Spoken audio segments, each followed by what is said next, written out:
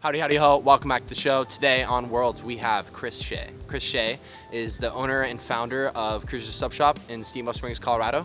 I worked there when I was 18 and learned a lot from him and figured that he'd be really good to come on this podcast to talk more about entrepreneurship. Founding a company when he was 27, working 16 hours a day to put time, this isn't in focus, whatever, to put time into that company to make it grow. Wait, hold up, dude. Look at this little raccoon thing, bro. What's up? Yo, dude. What's up, bro? Anyway, he founded that business when he was 27. In this podcast, we talk about the importance of trying to sell positivity. You're selling more than just a product. It's a service. It's an environment you're creating, and so much more than that. So, enough of me talking. Welcome to Worlds. Have a freaking great weekend. Hey, ladies and gentlemen. Good morning, skier. Oh, hey. I'm pretty good right now. Welcome to Worlds. No, it's always exciting to have that age group come into the shop and into the business, and try to at least pass along a little bit of knowledge for people in that age group, because it's a little bit different business than probably most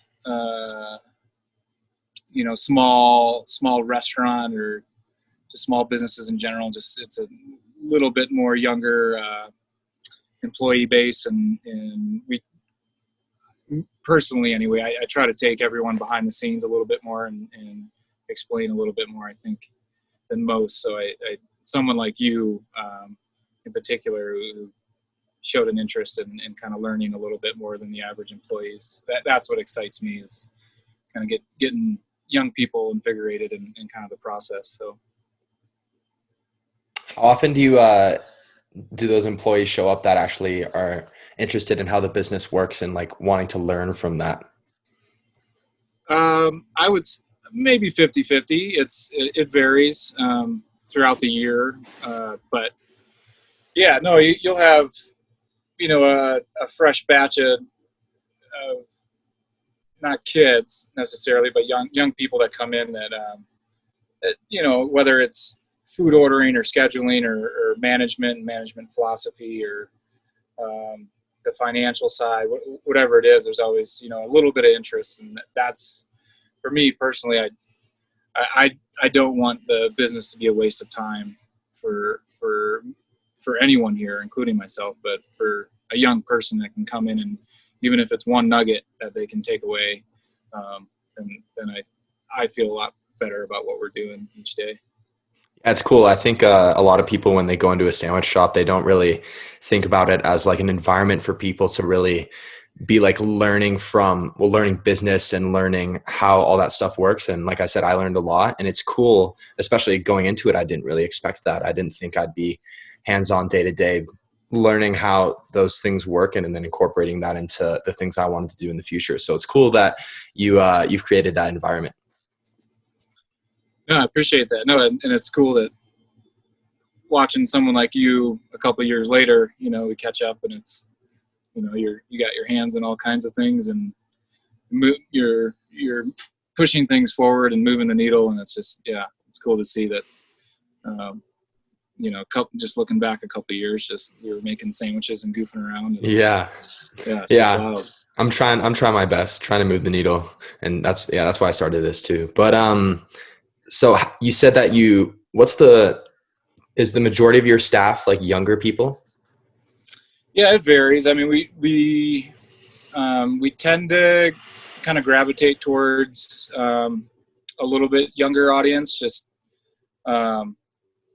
it's the concept overall is kind of energetic, and so just the youthful spirit of call it the 18 or really 16 all the way up to 25 is the majority of our staff, but we've had all the way up to 40-year-old team members, but yeah, it's just a good fit in that call it average of a 20-year-old age group. And what have you found as far as advantages and disadvantages to having that age of staff? Well, I mean, yeah, just to be candid, the the disadvantage to having, you know, the 16 to 20-year-old is they're not going to have much experience. So you do have to hold their hand a little bit to get them to the level of professionalism and just the expectation of speed and pride and all that goes along with doing a good job. It takes a little bit more work on the front end to kind of get them there.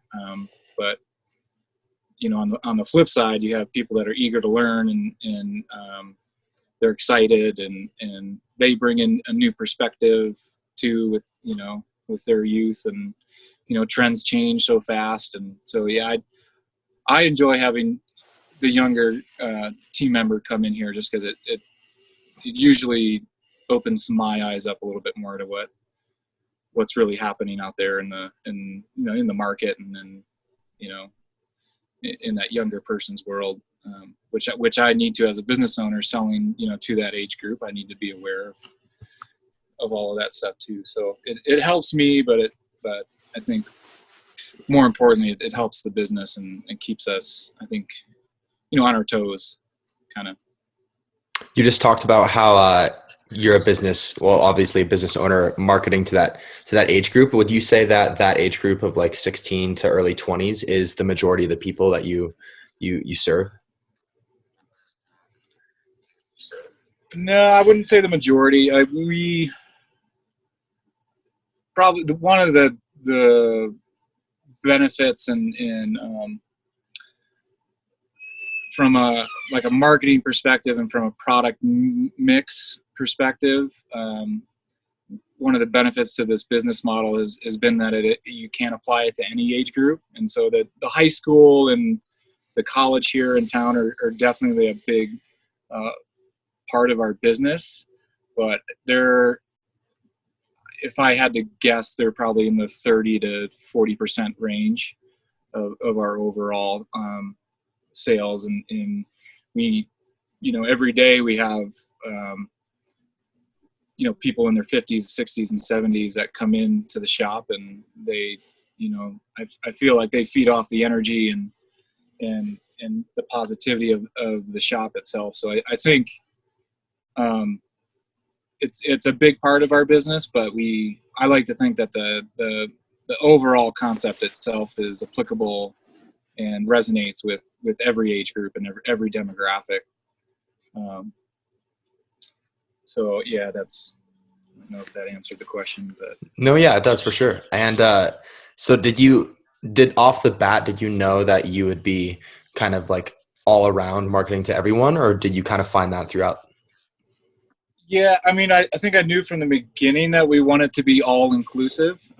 Being in such a small town, I don't think, especially when we first opened, the town was much smaller, and we were so brand new that we had, just out of necessity, we had the need to cater and tailor the business to every single demographic possible.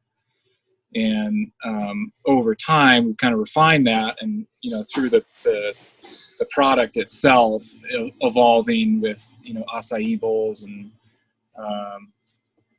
just better ingredients and different ingredients. I think we've been able to capture more or less like every type of you know, food demographic. So yeah, again, back to kind of the maturity of the business, it's allowed us to reach a point right now where we take pride in a family coming in, for instance, that, you know, you have maybe someone that's gluten-free, maybe someone that's vegetarian, someone that's a full-on carnivore.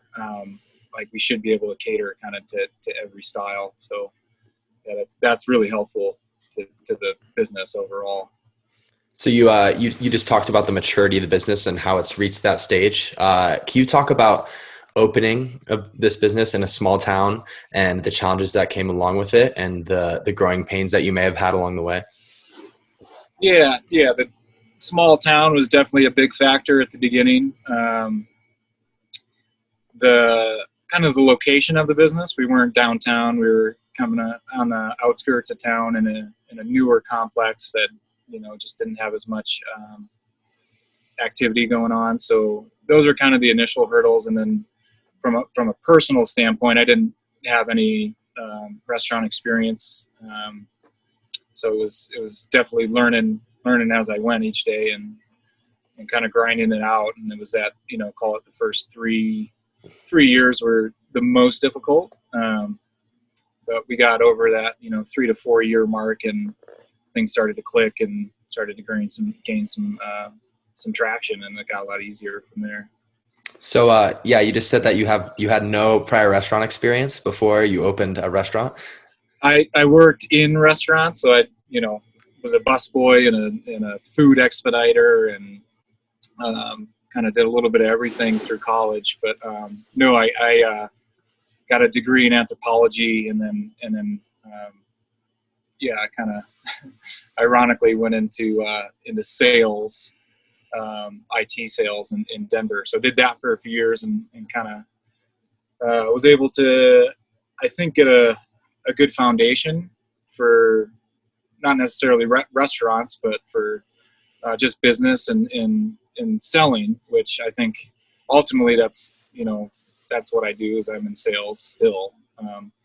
Only it's one sandwich at a time, and it's more invigorating just because I have control over what it is we're selling. So it's a lot easier to sell, I think, something you have pride in, versus selling, just widgets or, just a random product. But the process itself is the same. So that I was able to, I think, gain a lot from that experience, just understanding the sales cycle and the sales process and psychology behind sales. And I think that's probably one of our big advantages too, is we're without coming off too pushy, as a business, all of our staff members understand that we're all in sales. Like we have to sell food in order to make tips, to keep the hours on the schedule high, to keep the whole train moving. And it does take a certain level of sales understanding to keep it growing and keep the engine moving. So I think without having restaurant experience, I think I was able to come into a new opportunity with a little bit of experience, at least for a small business. And so you talked about how you were an IT guy, you sold widgets and stuff, like you said, but you said that you didn't really have the passion for that. Well, am I correct? And then it was it was a job that, when you get into the sales world without any experience, you kind of have to earn your stripes a little bit. And so you start with what you can get, and was able to parlay some entry level sales positions into a pretty decent gig in the IT security world, and was with a business for 3 years, and actually really enjoyed it. I was able to network and make some good friends and learn a good deal. It was more long term, just looking at where I wanted to spend my time in the big picture and long term, and knew that I wanted to do something on my own, and so I was able to transition into an opportunity up in Steamboat, which was really cool because that wasn't part of the big picture. But what was the opportunity? My brother was up here. We grew up in Michigan, and my brother moved out to Steamboat when he was 19 and went to CMC, and that was decades ago. But he came back to Steamboat with his family about 15 years ago, and he's in development and was actually managing this complex that we're in. There was a Quiznos where we're located now that went out of business. So yeah, just on a, random conversation, there was talk of a Quiznos that went out of business, and, if there was any interest in trying to build a new concept from scratch, and that's kind of how it started. So I think a lot of people get to an age where they go through college and then they get a job, and they may have like entrepreneurial ideas or things that they want to do and pursue, but they end up getting stuck in like the responsibilities of being an adult. Like, oh, they have kids, or they get a wife and they have to support them, or they have to pay off student debt or things like that. And then they never seek the opportunities, or they never, it's not that they don't seek the opportunity, they never jump on it and like dive into it head first. So how did you go about doing that? Yeah, I think part of it has to be how you're kind of wired and programmed, your personality a little bit. I just think I have that entrepreneurial drive and the ability to tolerate risk that I think a lot of people get scared of. I think a lot of people have ideas and would ultimately love to try something and take a swing at something. It is risky. So that the risk factor, if you do have family, or if you have things on the line, it's going to inhibit you, and it should inhibit a lot of people from taking a swing sometimes. And I think that's just the nature of it. But I was fortunate enough to be single. I was in my late 20s. I had actually taken a year off and traveled before starting it. So just, I think I had a fresh perspective, and I was just in a fortunate place in my life where I could take a swing, and if it didn't work, it wasn't that big of a deal. So, that's not feasible for everyone. And I think that's just the nature of the beast. It's risky going out on your own, and it's not always going to work out. And, I've tried other ideas that haven't worked out. And so it's part of it, but it's fun. It's exhilarating. And when it does work, it can be really, it can be super fulfilling. So What were some of the other ideas that you try to pursue? So many little things that, just ideas over the years. I'd have to dig deep to go kind of give you all the examples, but just little stuff over time that, you kind of, you dip your toe in the water, and you see if it starts to make sense, and if not, then just kind of move on. Yeah. I was just asking because I was curious why they may have failed, and then what happened over the years that allowed you to realize cruisers and make it a reality and make it a successful business, and like what the big differences were between those. A lot of the other little ones were, maybe little internet businesses, or, maybe an Amazon store or an Etsy store, and, things that the risk factor was much lower. And so you try it for maybe a week or two, and, it doesn't have that traction or whatever, that excitement that you thought with the initial idea. Cruisers was a bit different just because it was a lot more significant. This was there was a lease, a 5-year lease that had to be signed. There was, the initial budget and the business plan. All of that was much more significant. So that, all of the other kind of little ideas weren't, super significant in comparison to this business. So, the cruisers idea had much more on the line once we had launched it. It needed to work if it was going to be sustainable long term. So, Where did the cruisers idea even come from? Was it just being abroad, or did you always have a passion for food, or what? Where did it come from? Not necessarily for food. It was just an interesting industry to get into, just because I hadn't done much in this space before, and you know, maybe just being young and dumb and and thinking you can figure anything out. I just thought it was kind of an exhilarating thing to try, and the concept itself just was something that we had brainstormed with the initial partnership, and that evolved over time too.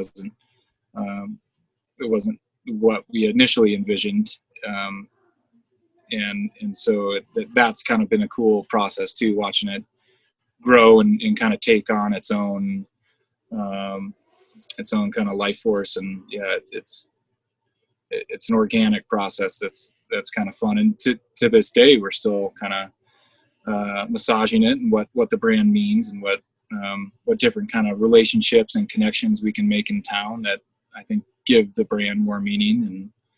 And yeah, so that process is fun, and I think it's hopefully will be ongoing for the life of the business. Did you, looking back, so you said that you were kind of like young and like kind of whatever, just we'll see if this works. Did you realize what you're getting yourself into? Were you kind of just like ignorantly bliss about it and just like, oh, whatever, let's see what happens? And then you were like, oh my gosh, this is completely different than what I anticipated? Or what was the nature of that? No, I mean, I was ignorant for sure. I think in a good way, just because I did want to learn everything so fast, and I wanted to grow the business as quickly as possible. So I had the ability and stamina at that time, you know, to work the 100-hour work weeks again and again and again for, 2 years straight. I just would grind it out day after day until, all the little things day after day started to add up. So I think, again, the biggest piece to this, I think, business overall succeeding was the time and the space I was in when we started it. Just allowed us to kind of get over that initial hump, which can be hard for someone with a family. There's not enough hours in the day necessarily to kind of get everything done on your to-do list each day. And each week, and all that adds up over a year or 2 years, 3 years. You just might not have enough time to get it to profitability, and then so you kind of reach that crossroads. It's, do you keep going and picking away, or do you move on? So we were able to, I think, just through perseverance, even though I didn't have much experience, we were able to get to that profitability sooner than we could have, or than maybe some other businesses have the ability to do. So, what was do you remember the first day you opened and what that was like? How many employees did you have, and like how many things on the menu did you have, or what was that like? 'Cause Yeah. I couldn't imagine. It's just like, okay, like built up all this thing, like made the idea happen. You like risk signing a lease, you get all the food, and working there, I realized like refrigeration, and then you have to cycle everything and like doing all that. So it all kind of pents up to the point where it's like, okay, we're going to open our doors. And especially in like a small town, a lot of people kind of just stick to their thing, and they're like, oh, I always eat here, or I just eat at home, or whatever. And how did you deal with that opening day and like getting people into your restaurant and marketing and all that stuff? Yeah, I mean, all of that was, you crossed your fingers, really. I mean, without having zero experience, never opening before a restaurant or any business. Once you launch, once you tell everyone you're open and the phones start ringing, like, you better be ready. So luckily, I think we were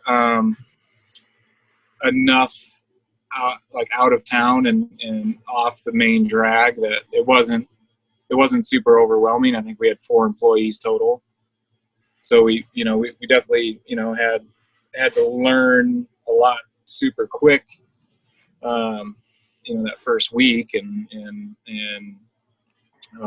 things didn't go, super smooth right away. And, that first year was, super, super tough. But, What were the hardest parts about that first week and the first year? Yeah, that just managing the inventory is tough. When you're dealing with food, you don't have much time to cycle through, what you purchase. So if you're throwing stuff out, that means you're losing a significant amount of money. So I think the first year I think we lost maybe 30 grand or something like that. So it was significant, but not enough to. It was part of our plan, the business plan. We included all that into the growth, but it's kind of getting your head around what the fundamentals of the business are that have to be executed, or you're not in business. And that's the management of labor, the management of your inventory. Those two things in particular, you have to have your eyes fixated on every minute of every day, because a bad week or a bad month in a small business can take a nosedive pretty quick. So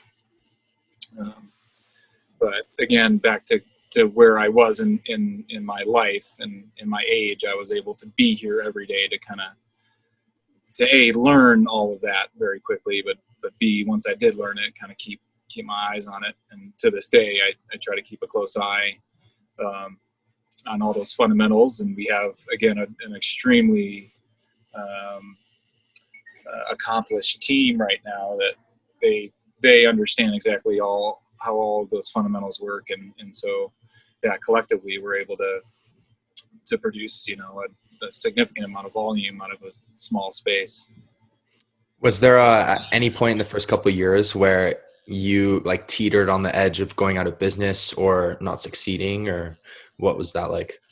I mean, we luckily year 3, I think we broke even. And so we, and that had kind of met our business plan goals. So we were always confident in the business succeeding. I went through different chapters where I didn't know if I wanted to continue doing it. So we had, maybe a couple of years over the 10-year cycle of the business where, we had considered selling and considered moving on and trying something new. But in retrospect, I'm glad we didn't, and I'm proud with how far we've come over those 10 years. What made you keep going and not sell or stop? That's a good question. I think ultimately just realizing how much effort and time and pride went into getting it to that point. You basically come to that crossroads, and it's like, okay, do you really want to give it all up and let someone else take it over, or do you want to give it another year and see how it goes? And luckily, every time that we kind of made those decisions and decided to push on, things got better, and sales continued to grow, and the town continued to respond to what we were doing, and so now it's reached a level where it's super fun. Like it's not the most glamorous business or career path necessarily, but we collectively take a lot of pride in what we do, and that's a hard thing to come by, I think, in a career and in people's day to day. Getting excited to go to work is a cool thing. So if we can kind of grow and expand upon that, I wouldn't mind doing this for quite a bit longer. So so you started, and then you thought about selling a couple times, but what was the biggest challenge about like becoming a new business in the small town that everyone knows everyone and everyone knows everything, and you came in from out of town, and then you were like, oh, I'm going to start a business in this town and then hopefully succeed in this new area that's not downtown, And I think now it's prevalent that it's growing. Steamboat Springs is growing so much that it seems like starting new businesses nowadays is like definitely a lot easier because you just know that people are just going to be flowing in. But I think so 2010 is when you guys opened originally? Yeah, 2011. 2011. So in 2011, I feel like it wasn't as prevalent that was going to happen. So what was it like stepping into that? Yeah, that was probably the scariest part was, you build a business plan and you have numbers that you put down on paper, but you have no idea what the reality of the response is going to be in town. And so, yeah, coming in from out of town and not having a huge network, at least with me personally, I, had fortunately some business partners that had been in town for a while and did have a significant network. And, but you don't know. I mean, that's the risk reward with entrepreneurship is, you got to jump at some time. You have to take a swing.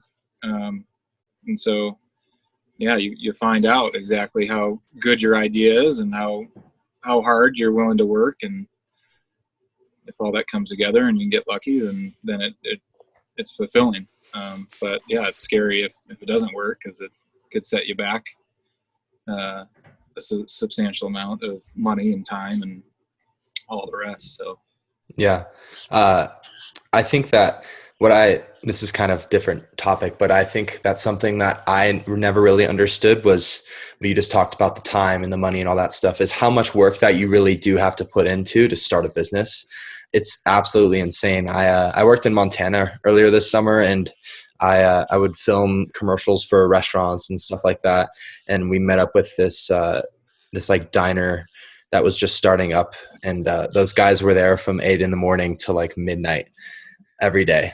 And it just blew my mind, like what you really need to put in. Cause I think a lot of, especially people my age, it's all about like, oh, you need to grind, and like, oh, like I want to start my own tech company, and you know what I mean? Pursue that and become the next Mark Zuck or something like that. Right. But people don't really realize how much work you really, including me, I didn't realize how much work you really need to put into that. So do you think that you have like employees, or are there people that you've met that underestimate like what entrepreneurship really is and the realities of it?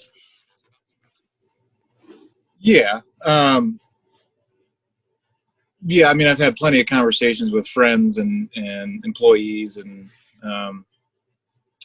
yeah, entrepreneurship is a tricky thing. It's if you're not willing to, at least up front, I don't work 100-hour weeks anymore, but for the first 2 years, it was my goal initially was to work 4 years within 2 years. That was always like the kind of the motivating mantra or whatever that I had in my head was we need to like work twice as hard as everyone. So if it's going to succeed, we need to figure out, how do you work twice as hard? Well, if you have the stamina, you work twice as many hours. So we were able to, I think, get a lot more done in that 2 years just by being physically in the shop, being open till 2 a.m. on the weekends until midnight, whatever it was, just figuring out ways to be resilient to get the sales up, to do whatever it took. Yeah, I mean, that's probably the hardest thing for most, young people or people that haven't, taken the big leap is it is, roughly 15 hours a day, and it's 15 hours a day until the business gets to stability, and if you're not willing to do that, or you don't have the ability to do it because you have a family and other obligations, and or you just need a really good partnership, and you're able to delegate the time and the tasks necessary to get it there. But for this business anyway, that was probably our biggest advantage, is just I had the time and the space to work those hours to get it to that to that stable point. True. So it started succeed. So you said you broke even after how many years? 3 years, right? Yeah, roughly 3 years. Yeah. And what changed once you broke even? Like, was there a tension that was released and you were like, oh, wow, like this totally has potential to continue growing, or what did that feel like? Because I mean, I'd imagine that would be pretty amazing.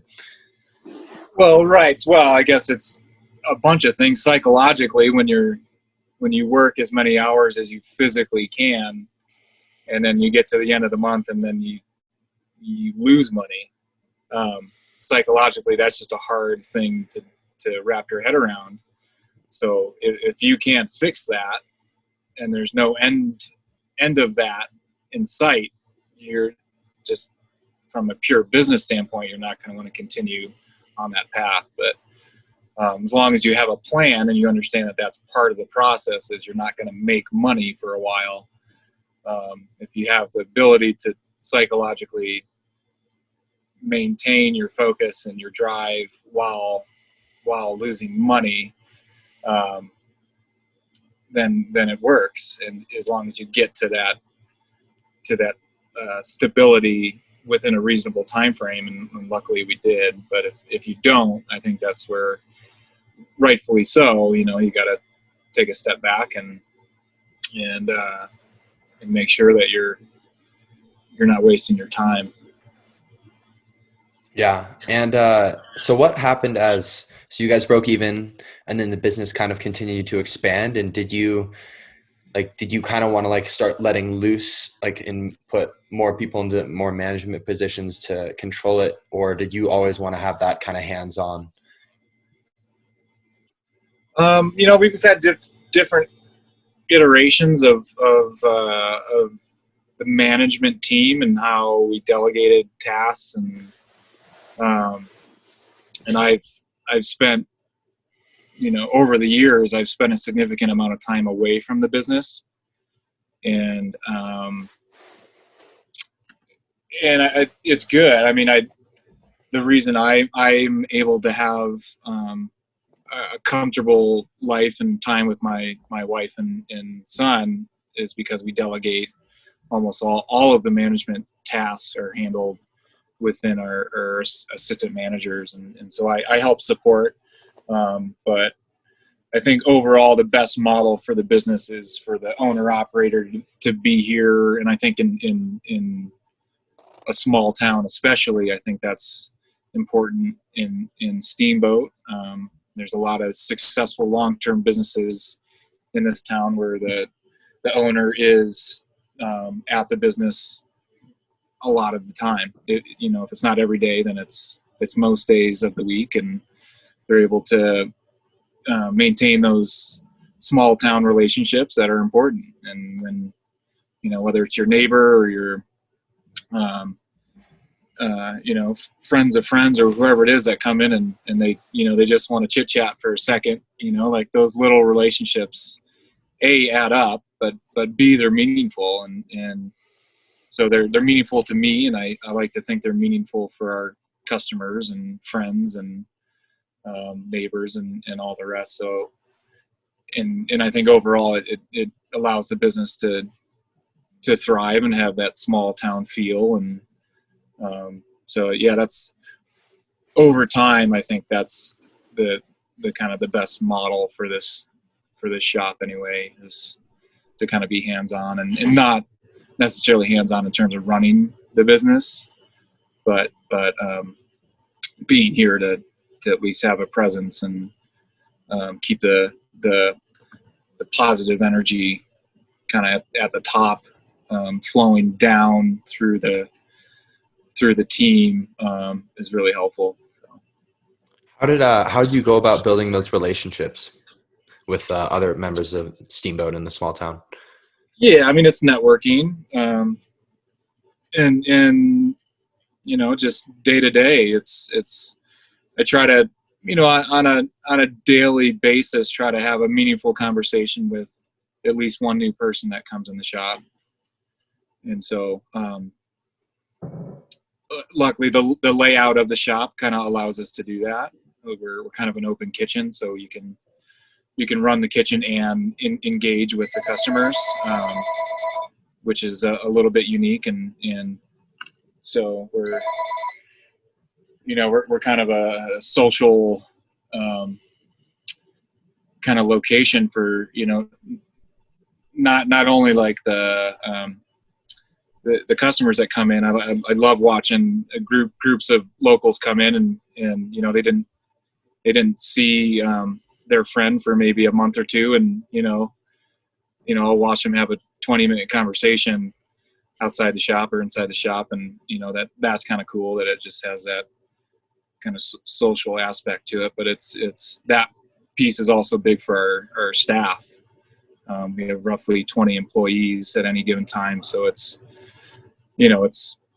cool to watch this 1,200 square foot space. It's not huge, but it ends up being kind of just a nice little social network and healthy social network for our staff too, which is kind of cool. So can you talk a little more about the space, and also, because I think that the way you set up the restaurant, like you said, the open kitchen, but also like just the vibe of it in general definitely caters to that social environment. Can you talk about how you kind of like put that all together? Because, well, for those who are not from Steamboat listening, it's basically like a surfer sub sandwich shop in a ski town, which I just think is such a unique idea. And I'm just curious how you kind of put that together and decided that that's what you wanted. Yeah, and that evolved over time, but it kind of initially it was for me always the idea of like the perfect day, like for me anyway, is surfing, and in particular like tropical surf and surfing with friends. There's just something about that feeling that is so magical. Just a perfect clean day with head high waves and like a few buddies, just in warm water. So that was always for me like the overall feeling and vibe that I wanted the shop to kind of capture. So, and that's just from more of the visual aspect when you come in, but how do you capture that from the energetic perspective, and how do you transfer that feeling with 20 people that maybe they don't know what that feeling is, but they probably have some version of it.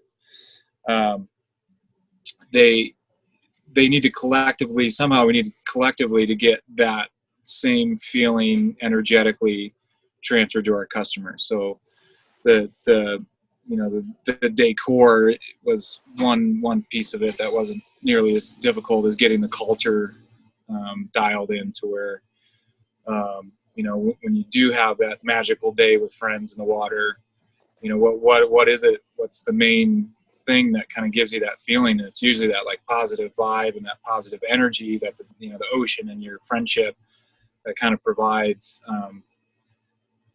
That's the piece that I think we over time have been able to kind of cultivate with our culture within the staff. It's really unique and really fun and keeps me going each day, is that we're really ultimately trying to sell that positivity. And so when you buy a sandwich or whatever it is, like, yeah, that's one piece as a killer sandwich, but would you like some napkins with that? Is there anything else I can get for you? It's that that overall transfer of positive energy.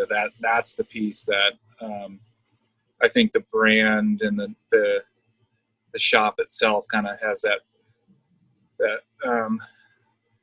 it kind of emits that positive energy that people respond to. So that's probably out of anything with the business, it's that energy and that transfer of energy that I'm most proud of and have pride with is where I like to think that every day we emit positive energy out into the town, and I think people respond to that. Did you find that positive energy and push that into the business yourself, or do you think that it just kind of evolved into what it is over the years? No, it's evolved. I mean, I think it's more or less been the driver for me personally since we started, but figuring out what that means and how to pull it off each and every day has taken time to figure out. But yeah, I'm stoked with where it's at right now, just because I get the feeling it's at its most positive that it's ever been, and I feel like it's hopefully having an even bigger impact than it's ever had in town, and so that's what gets me super fired up, is that we can expand on that and hopefully, do it for another 10, 20 years, however much longer. If we can keep the town kind of stoked on what we're doing, like that's all I could ask for. I think that's awesome. Yeah, I think that's super admirable. And I love how and I totally agree with like the positive vibes. I think they come from the cookies too. The cookies are really good. Yeah, they don't hurt. Yeah. I love your guys' cookies. So as the business expanded and the positive energy kind of expanded, you expanded to San Diego, and can you just talk about like at what point were you like, okay, I want to go to a different state and outside of Steamboat, and what was the mentality with that and the challenges that you faced and like trying to manage two different restaurants and just that whole experience? Yeah, it was good and bad. I mean, you have to back to kind of that entrepreneurship, the spirit, and then the process itself. You're presented an opportunity, and then you have to make a choice. Do you take the swing or do you not? And we had a rare opportunity with my sister that was excited and wanted to try it, and found a location that we were excited about, and it was in a new state, which presented some significant hurdles. Each state has its own rules and regulations, and California for sure has some of the strictest, if not the strictest, in the whole country. So yeah, it was a process that was exciting when we kind of drew up the plans and made the business plan and everything else. It was super fun, and as life happens sometimes, things not all the stars aligned, and just had some unfortunate family personal things that happened at not the right time, and so anyway, yeah, we reached a point where we knew that the business had a couple different options, and we decided, especially with the pandemic looming, that it probably was not worth all the heartache and extra time and effort, with especially our young son, that we wanted to kind of move on, and so yeah, we sunset that one March. So yeah, it's been quite a few months, but we're moving on to the next chapter. Cool. I think so was that a pretty valuable learning experience for you, or was it just kind of like, what did you learn most from trying to do that? Yeah, I think the biggest thing for me would be looking at opportunities from all angles. I think it's easy to get caught up in focusing on the upside, and I think when I started this business, I was young enough where the downside wasn't that significant. And now having a wife and having a young child, if you work 100-hour weeks with a wife and a child, there's going to be some negative impacts on your family. So ultimately, that's kind of the line in the sand for me now, is especially with, you throw a pandemic on top of everything that really changes the perspective, I think, of the whole world.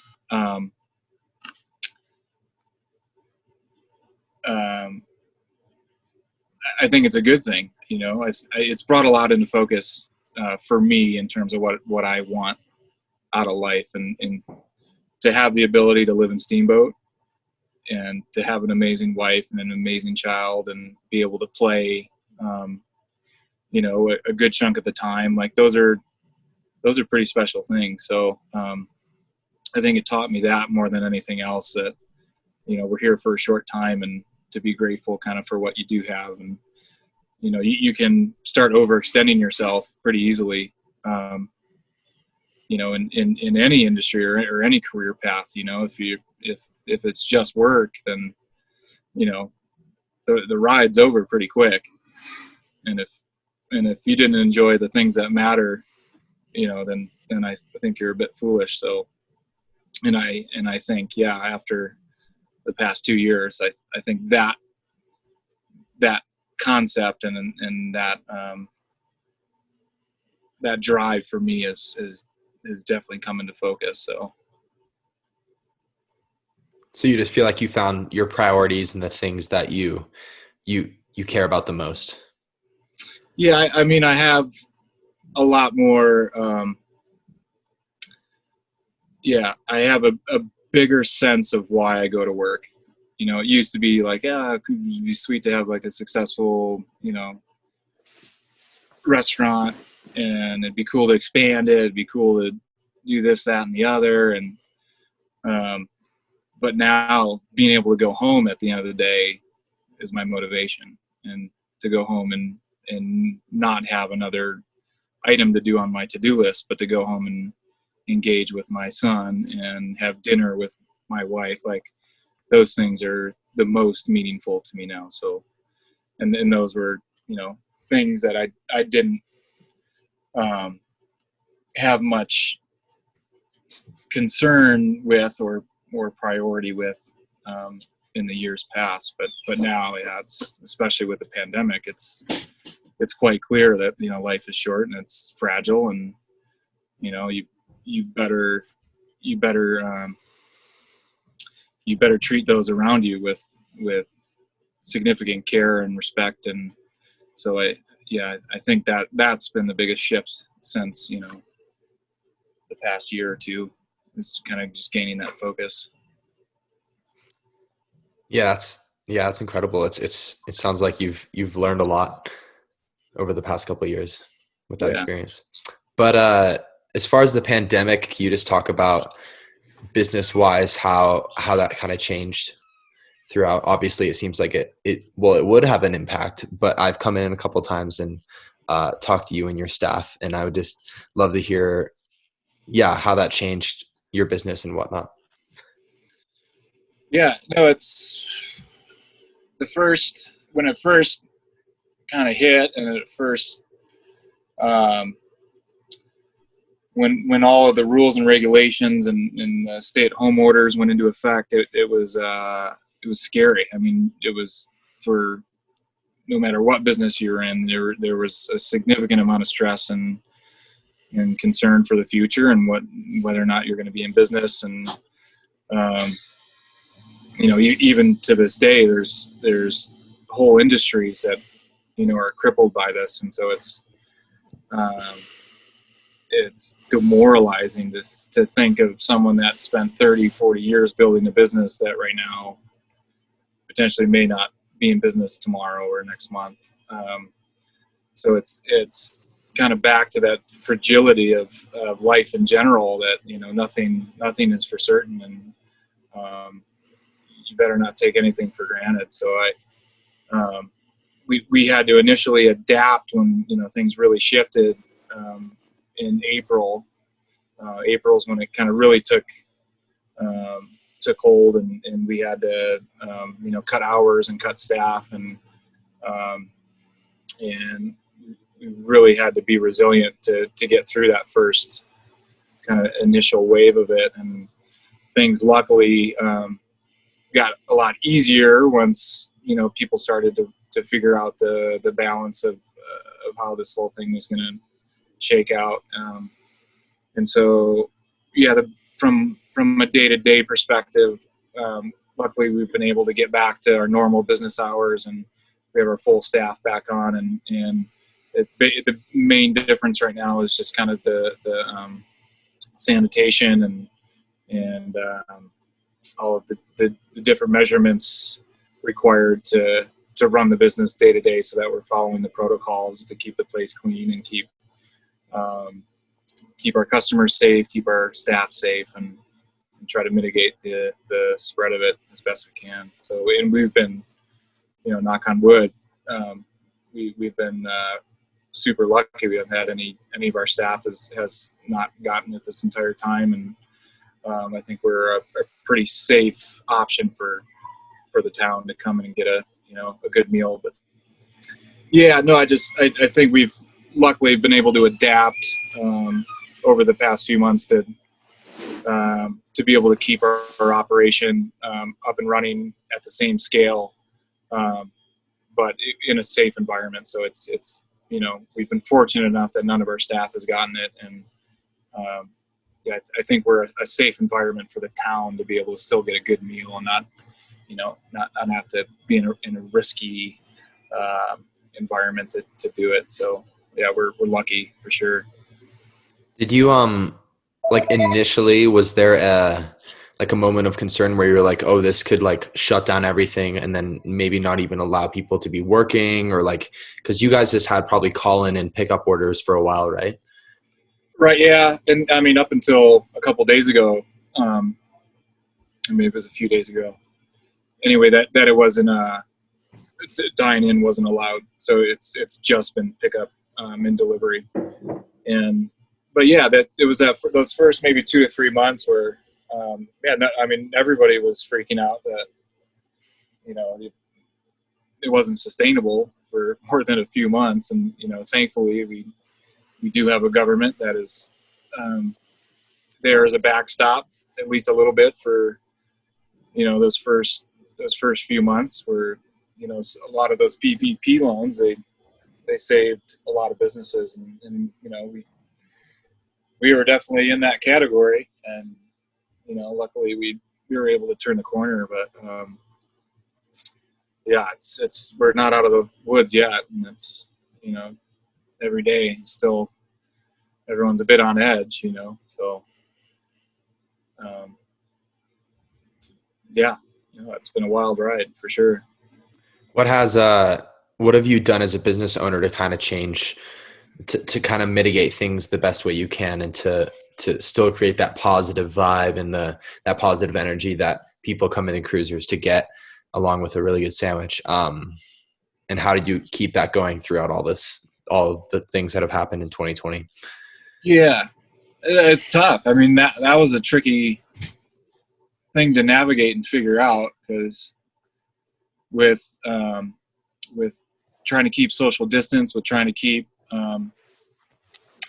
things clean constantly, and keep customers coming into the building, but in a restrained way, that's difficult to do that and keep the vibe positive. But we've figured that out. I think making sure that the music is still upbeat, and make sure that the way that we interact with our customers, no matter what, whether it's on the phone or in person or 6 feet away from them, walking things out to their car, just that same, I think people more than anything want just that familiar positive energy.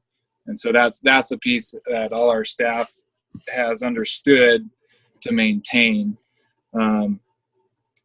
In doing that, I think we've provided some comfort to people in town that no, we're going to get through this. And it is brutal. It's tough. And every day people are on edge and stressed out, but let's at least go to Cruisers and get, a Meatball sub, toasted meatballs, gooey, cheesy meatball sub. Yeah. I think that stuff matters. So I think especially as the months have gone on, we've been able to maintain that positive comfort for the town that I think that everyone's kind of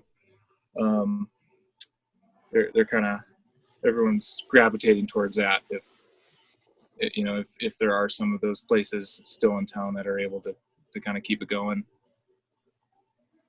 Yeah, and I think you've done a really good job of keeping that vibe good. I remember going in because I was in school in California for school, and then I came back home during like the start of the pandemic, and I went into cruisers when like I don't know if this was real, but there was this thing where like if you didn't have a mask on, you got like a huge fine. I think like originally in Route County in Steamboat, but it's still there. Yeah, for sure. So it's tricky to kind of manage that when you're trying to make a lot of sandwiches and you're still trying to keep your eyeballs on customers coming and going. Yeah. But I came in and it was still like music bumping, smells super good, vibes on, and it definitely like gets your mood up a bit too. And then you see other people that are psyched, and yeah, it's cool how like a restaurant can be, yeah, like you said, that's that hub for positive energy. And at least if I were a business owner, that's probably not something that I would think about like just off the bat, but then it's something that you kind of, especially in a small town when everyone knows each other and you go into cruisers and see a friend and stuff like that, it becomes so much more. Yeah, no, every day I just kind of pinch myself that that's what it turned into. And yeah, someone like you that's from, Steamboat, and you've seen this place evolve too, and you worked here, and yeah, it just means the world to me that there's people that have a positive connection with it, whether they're in town or not. It's just pretty cool. So what do you see the future of cruisers being? Do you want to expand again, you think, and try that? Or do you think you just want to keep it within Steamboat or another location in Steamboat, or kind of just stick to what you have right now and, like you said, focus on like your family life and things like that? Yeah, I think it's always going to evolve, but at least right now it's at a place where I'm so excited to come to work and not really think too much about the future, and just day to day, just try and focus on that positive energy and try to keep my staff super jazzed on coming to work. And for now, that's perfect for me. And having a young son, if doing that day to day allows me to go home and focus on him, and my wife, then yeah, that's plenty for now. And kind of we'll hopefully have more exciting opportunities in the future and cross those bridges when we get there. But yeah, for right now, everything's just super good. Awesome. Well, thank you so much for coming on the podcast, Kris. Do you just want to just talk? I mean, I honestly didn't ask a lot about I guess cruisers in general, and just like talk about where you guys are and what people can expect when they come into cruisers and stuff like that. What kind of food? I didn't cover that much, I felt like, but no, it's all good. No, I was excited, honestly, just to talk more about the bigger picture stuff. The food is good. Like we're really passionate about the food, and it's got to be made just right. And I'm very uptight when it comes to sandwiches leaving the shop, but yes. and I think that's a good thing. Like it can be good and bad, if it controls your life. But no, the part that gets me excited about coming to work and doing this every day is just is that positive energy. And if we can be like a little beehive of positive energy in this town and kind of spread it little by little, then that's what I'm most fired up about. Awesome. Well, do you have any final thoughts?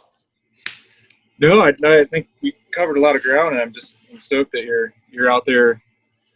You're doing it too, man. You got that drive and that will, and that's cool to see. So thanks for the invite, and I'm humbled that you wanted to talk about the shop. Yeah, of course. Well, it definitely contributed to me growing into the person I am. So as a customer and an employee. So Cool, man. Well, that just made my day. awesome. Well, thank you so much for coming on, Kris. And I'm definitely going to be in there pretty soon. So thanks again. All right, buddy. Well, be well. You too. Stay healthy. Thanks, buddy. See ya. All right, bye. Bye. Yo, what up? Thank you guys so much for listening to that podcast with Kris Shea. Biggest takeaway for me was the importance of selling or trying to create a positive environment within a business. It's just huge. I think that a lot of young entrepreneurs, there's a bug right there, make mistakes of it's all about the product, but I've talked to bosses and I've like trying to build this, and they talk about how much they'd rather hire someone that they'd like to work with, or for example, I'd rather go somewhere where the product may not be as good, but I love the people and I love the service and the importance of that. So I think that's the biggest takeaway. Tons of other value to what Kris said, but I'll just keep this short, and hope you guys enjoyed this podcast on Worlds, and I'll see you maybe next week. I'm trying a new format out. I don't know if I'm going to have them ready for next week, just being flat out, but I'm going to try and innovate a little bit and do something new. So not going to pressure that. Hope you guys have a great weekend. Stay safe out there. Peace out. Bye.